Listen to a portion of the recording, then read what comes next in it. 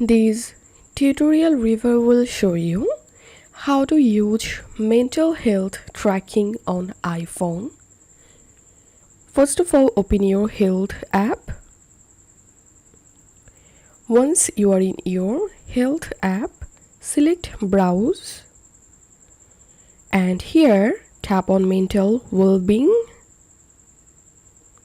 and here scroll down until you find this mental health questionnaire option.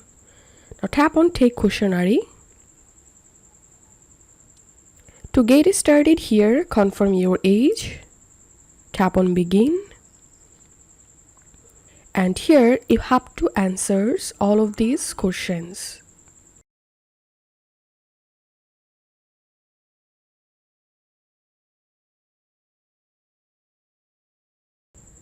And tap on Done.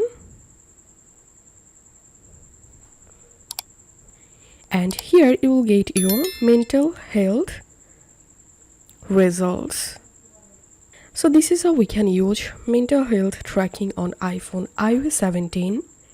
If you find this video helpful, don't forget to subscribe to Tutorial River. See you in the next video.